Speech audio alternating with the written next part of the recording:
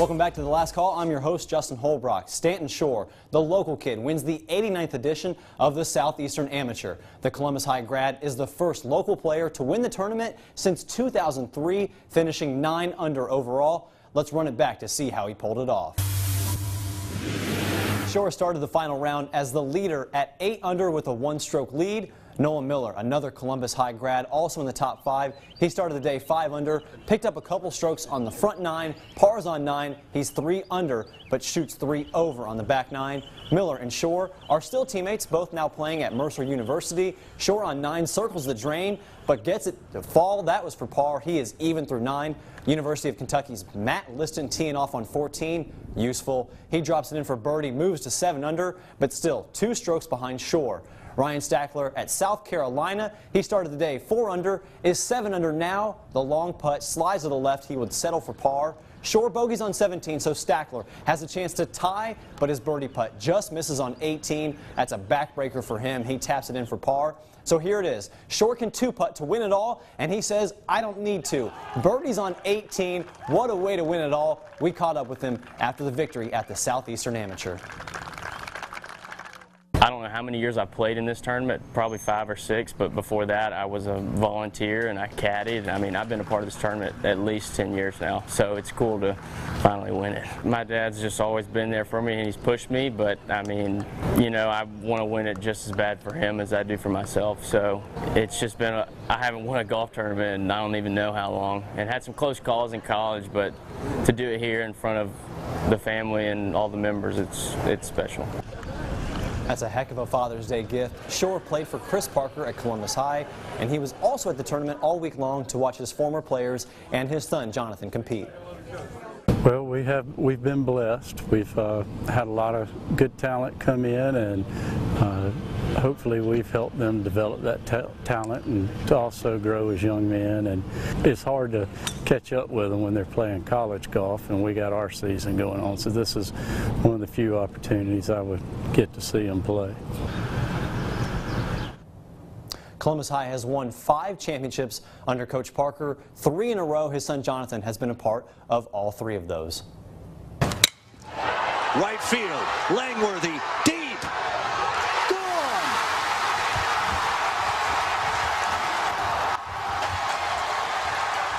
It was an epic, albeit unfortunate ending for the Auburn Tigers in their quest for a spot in the College World Series. On Monday, the Tigers battled the top-ranked Florida Gators deep into the night, losing in the 11th inning on that walk-off home run, which bounced off the glove of freshman right fielder Steven Williams. Auburn gave it everything they had, though, trailing 2-1 in the 6th inning. Florida threatening again, but look at my man Jay Estes in center field. What a catch. Dives it to save the run, and he doubles him off at first base. Take another look. Just incredible to not only make the play, but also get the double play.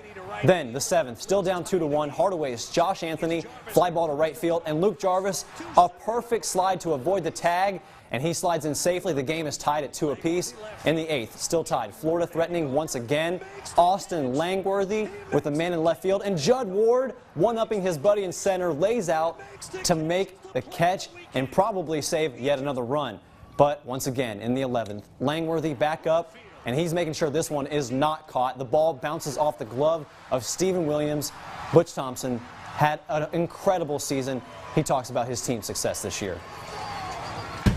I told them I love them for the rest of their life, and they're part of me, part of my family, forever.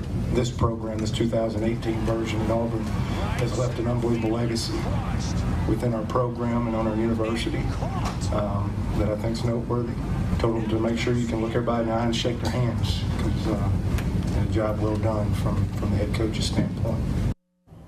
Thompson and his team returned to a hero's welcome on Tuesday in the Plains. Remember, this Auburn team was picked to finish 6th in the SEC. They wound up with 43 wins, only 23 losses, won a super regional game for the first time in program history, along with 2 SEC tournament games and the NCAA regional victory.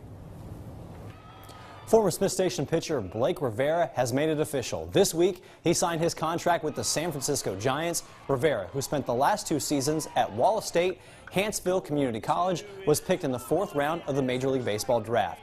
He had committed to Auburn previously. As the 106th pick, he was slotted to make about $530,000. Instead, he signed for $800,000. Man, I need his agent. He has a 96-mile-an-hour fastball.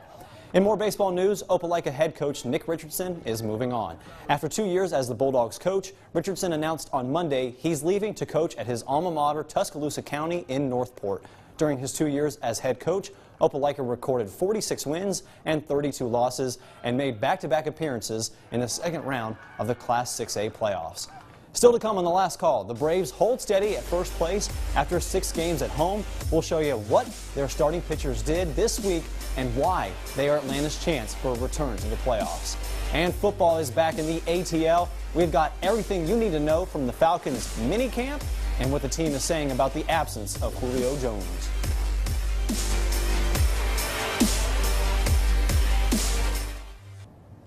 If you've been a casual fan following the Braves, you may have asked a few times how this team, picked to finish as one of the worst teams in all of baseball, is leading the NL East with 40 wins. Well, this week highlighted how they're doing so well. In 5 of their 6 games, the Braves starting pitchers tossed more than 30 innings without allowing a single run. Julio Teheran making his first start since coming off the DL. He gets out of a jam in the first inning, paints the outside corner, and that would be a start of a very special day for him. More on that in a bit. It was a scary moment, though, in the next inning, in the second inning. For catcher Kurt Suzuki, Rafi Lopez catches him on his head in the backswing. Suzuki would leave the game under his own power, did not return, but manager Brian Snitker said he'll be back next week. Bottom of the fourth we go, 2 on and 1 out for the Braves. Johan Camargo, looks like this one might be a home run. Not quite. It smacks off the wall in left. Both runners come home to score, and the Braves go up 2-0. All right, back to Teheran. He has a no-hitter through 5 2/3, and he's going to get another strikeout here. His 11th of the game. No-hitter still intact, but it looks like he cramps back on that calf, and he would not return. So the Braves still no-hitter since 1994, but his team making sure he at least gets the win. How about some Flowers on Father's Day? Tyler Flowers replaced the injured Suzuki and gets a 2-run home run in the 8th. Braves go up 4-1, and then check out this diving catch from Nick Markakis. With 2 on, he probably saves 2 runs, and instead of a runner being on second and being 4-3, he saves the game, and the Braves win 4-1.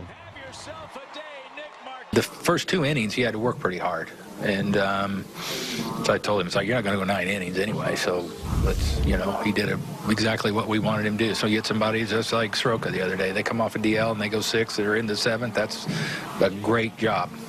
It's awesome. It's people, the fans are into it. You can tell they're excited, and the guys appreciate that. This is the second time this week the Braves have flirted with a no-hitter. 20-year-old Mike Soroka, you just heard him mention, lost a no-hitter in the 7th inning on Tuesday's win over the Mets. Braves have tomorrow off. The Atlanta Falcons opening up mandatory minicamp on Tuesday. It's mandatory, but the team's top playmaker, wide receiver Julio Jones, is not showing up. Jones wants a new contract despite having 3 years left on his current deal. The Falcons say they're working on it. In the meantime, quarterback Matt Ryan going to work with the guys who are already in Flowery Branch this week. That includes first-round pick Calvin Ridley, the former Alabama Crimson Tide standout, expected to be another key piece in the Falcons' offense. But most of the questions were about the one guy who wasn't at practice. We're just practicing like we have any other day, just coming out here doing our job. Whether he's present or not, we just focus on what we have to do today to get better. Do we want everybody here all the time? Like, hell yeah, like all the time. Like, that's what's so much fun about being part of a team. But I would say if you ask to a man, the guy's a hell of a teammate. Falcons don't seem too worried about Julio's absence this far out from the regular season. Second-year offensive coordinator Steve Sarkisian is adding new layers to the Falcons' high-powered offense, much of which could involve more work for fifth-year running back Devontae Freeman. They'll also be led once again by Matt Ryan, who last month signed a 5-year, $150 million deal. Ryan said he'll be working out with about a dozen players in Miami later this summer, and Julio will be one of them. That's something that we've done in the past couple of years. We're down in Miami, and so this year's a little bit later due to kind of my off season, and but we'll still have that chance to work together, and I think that'll be really productive for us. It's been really productive for us in the past, And this timing will be really good too. I'm going to play how I play. I have fun. I like to run physical. I like to run fast. I like contact. I like to give my team the juice and, you know, just play football. You know, this is a physical sport. I signed up to play physical and fast, and that's what I'm going to do. Falcons working toward another Super Bowl appearance, with this year's big game being played right in their own backyard. You saw what the amateurs did in Columbus this week, but how about the pros at the U.S. Open? Who was able to overcome the course and the winds at Shinnecock Hills to take home the title? I'll show you after the break.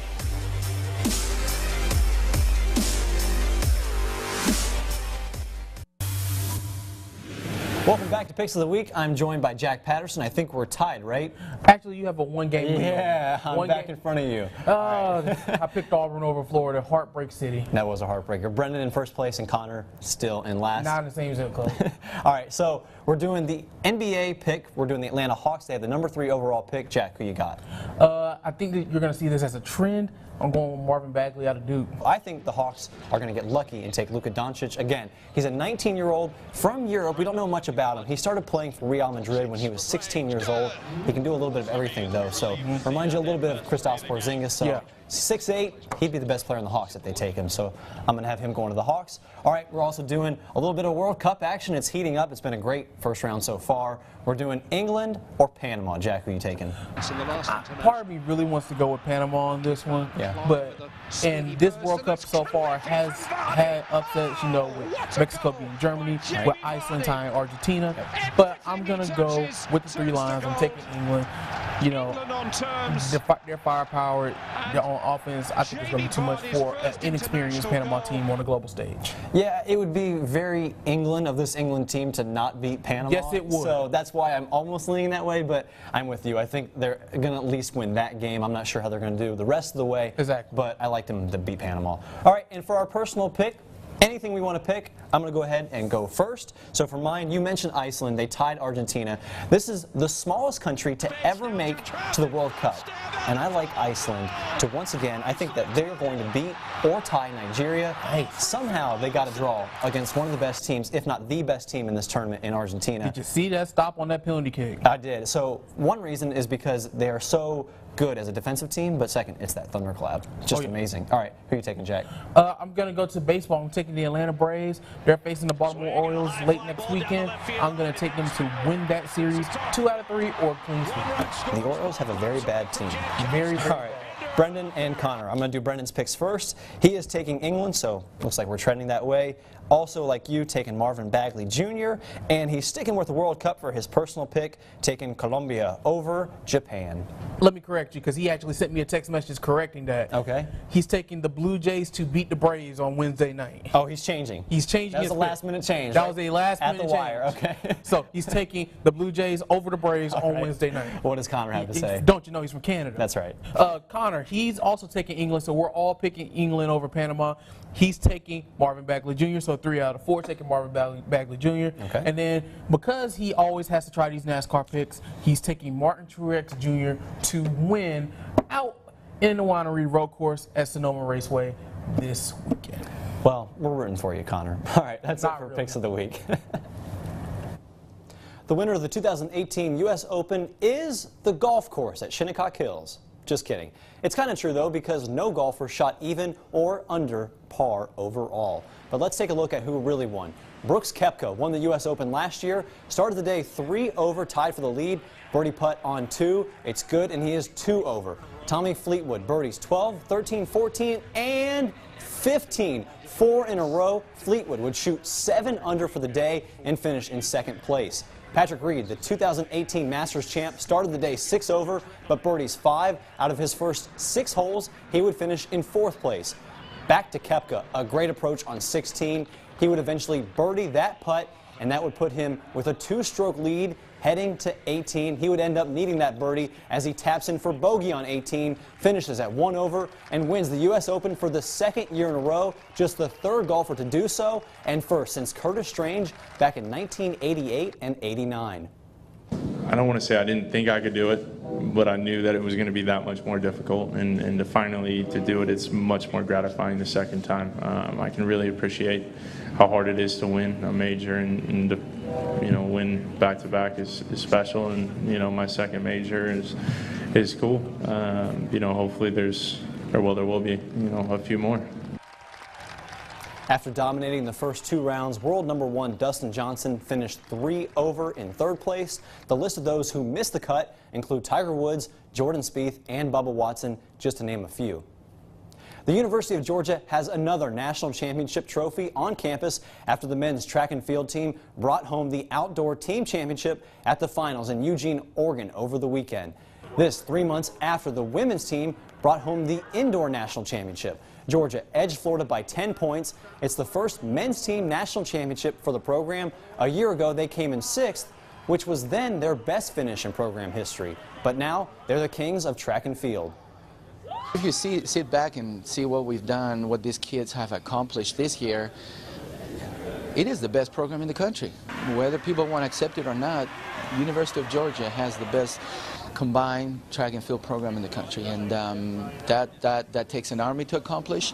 And I'm very grateful for my coaches, the staff, administration, everybody involved, and these kids deserve a lot more credit than we're giving them.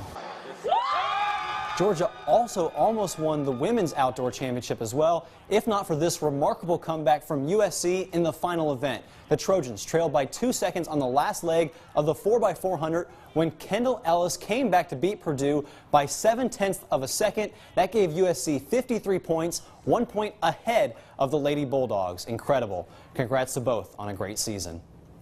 Columbus Lions have lost 2 road games this season. One of those coming to the Massachusetts Pirates. They went back to the Northeast this week, hoping to avenge that loss. Could they do it? I'll tell you after this.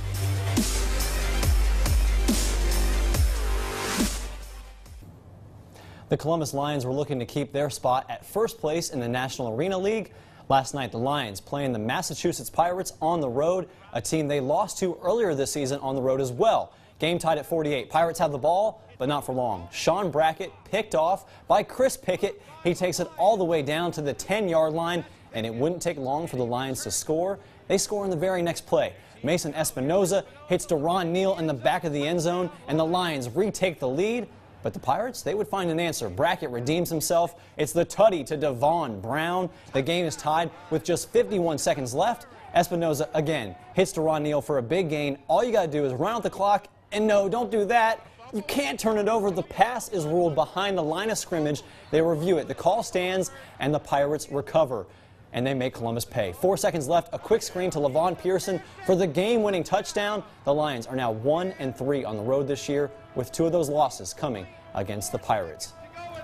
If you didn't already know, you found out this week the United States is not playing in the World Cup. But there is good news for die-hard and casual soccer fans alike in America. Canada, Mexico, and the United States won their joint bid to host the 2026 World Cup after beating a rival bid from Morocco in the 68th FIFA Congress in Moscow that was back on Wednesday. The college football season is still a few months away, but one football player at Syracuse has already beaten the toughest opponent he'll ever face. Jeff Kulikowski has more on quarterback Rex Culpepper's journey to beating cancer.